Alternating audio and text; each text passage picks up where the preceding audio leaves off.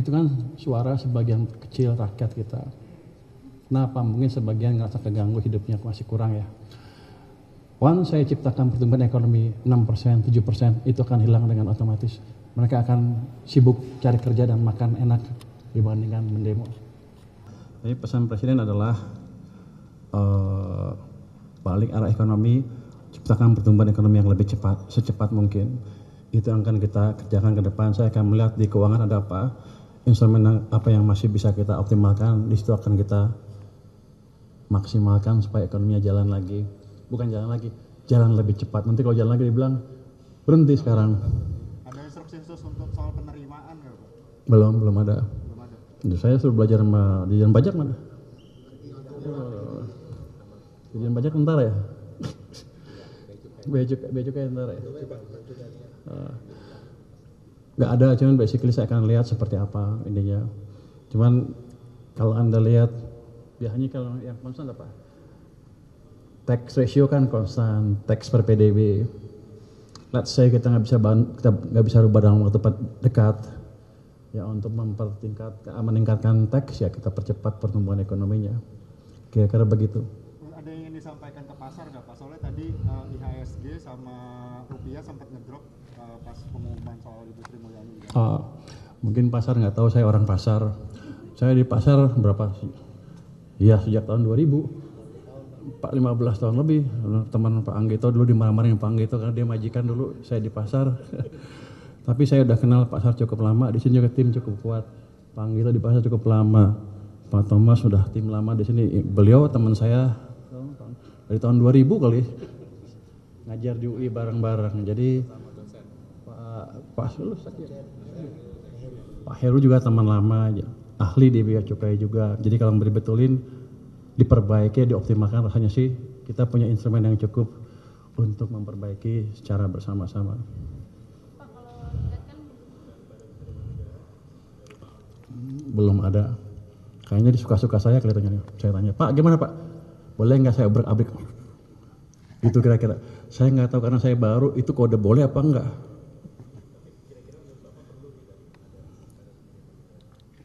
Di sini gimana? Kalau menurut saya, yang langsung dibawa Presiden seperti yang Anda dengar-dengar itu, di dunia itu nggak ada yang seperti itu. Kalau kita buat kita sendirian nanti aneh lagi. Jadi kita akan optimalkan sistem yang ada. Biasanya kalau kejelekan pemimpin baru gini, kalau pemimpin baru yang lama diobrak-abrik, buat baru lagi, soalnya mau bikin tonggak baru gitu kan.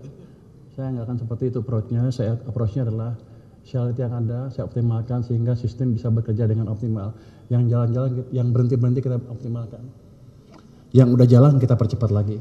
Jadi semuanya mesinnya bukan mesin baru, ini mesin lama tapi kita buat lebih bagus lagi ke depan. Ini orang pintar-pintar semua sini.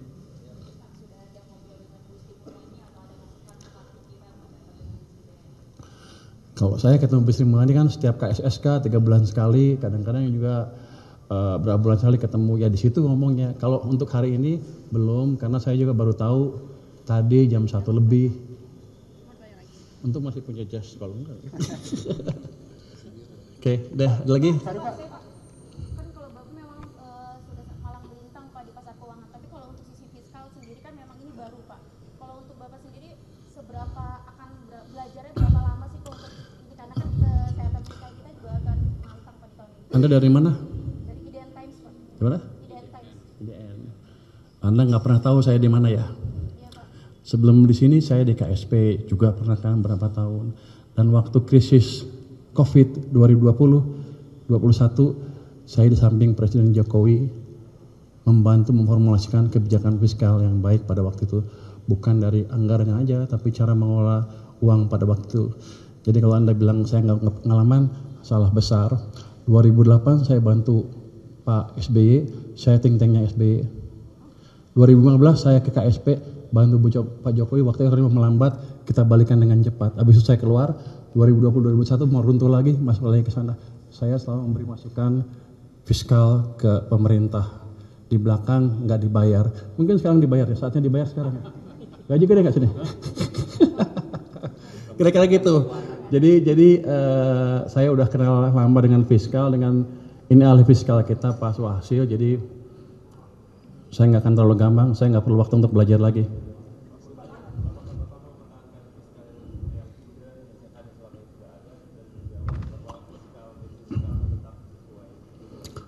Kita akan membuat fiskal mempunyai daya dorong yang optimal buat perekonomian.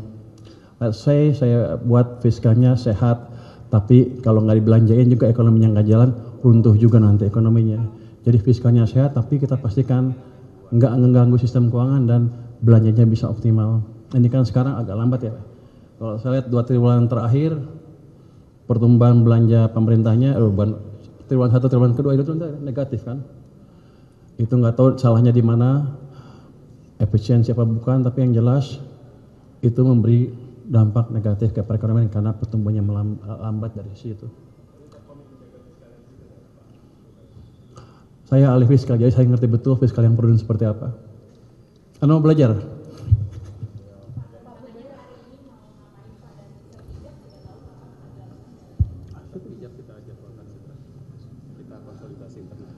Saya nggak tahu tuh 1 jamnya kapan, karena ada konsolidasi internal. Saya tanya tadi Pak Seknek, Seknek di sana. Itu udah punya saya, udah punya lu katanya. Tapi enggak, kita akan kulonundu dengan Ibu Sri Mulyani. Saya akan mempelajari pesan-pesan dari beliau untuk memperbaiki di sini kelemahannya apa. Pasti ada kelemahan yang pengetahuan itu amat berguna untuk saya dengan teman-teman sini lebih mengoptimalkan dorongan fiskal ke perekonomian.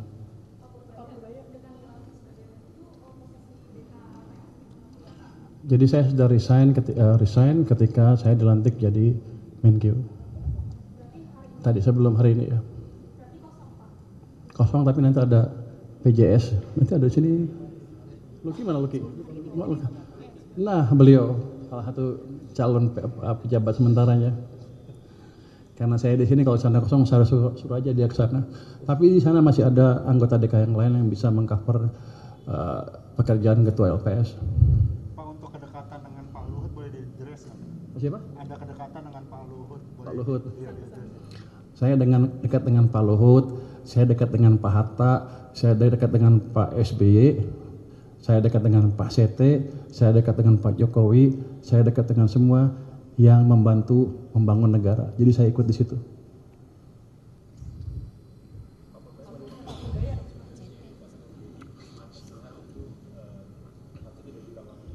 Saya akan pelajari lagi seperti apa. Saya belum tahu detailnya. Kalau untuk proses ini Pak, RAPBN 2026 ini flow-nya gimana nanti Pak? Kayak Bapak kan baru gitu kan, maksudnya kayak diganti menterinya. Kayak flow-nya bakal tetap diusahakan sama atau ada sedikit penyesuaian? Ya sama lah saya pikir. Oke, jadi maksudnya bakal udah langsung, soalnya mungkin September itu kan udah mulai diketok ya Pak? Iya, kan Menteri Keuangan kan jabatan politik yang didukung oleh politik juga. Bukan saya sendirian di sini. Kalau saya sendiri pasti nggak mampu. Jadi saya pikir flow-nya nggak akan terlalu banyak berubah. Dan anggota DPR juga sudah beberapa yang kontak dengan kami. Dan kita bilang akan kerjasama memajukan negara ini bersama-sama.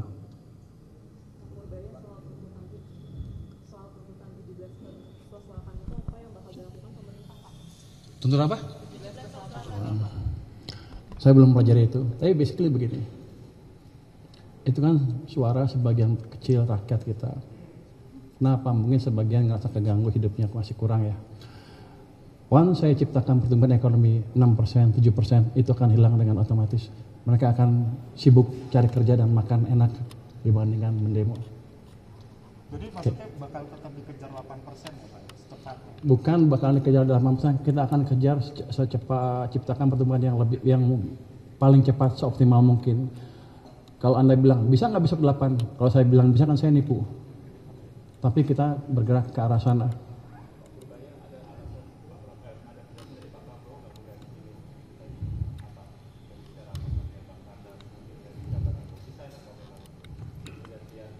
Ketika ada sesuatu yang tidak benar, kita suarakan. Ya bagaimana semua terangin dia sedungu ini? Ini manusia pecundang yang sangat merugikan bangsa kita ini. Saatnya jadi member eksklusif di channel YouTube Official ID. Tantang lagi para tambah sumpah di atas Al-Quran. Dia pengen masuk TV. Konten premium yang tidak tayang di TV.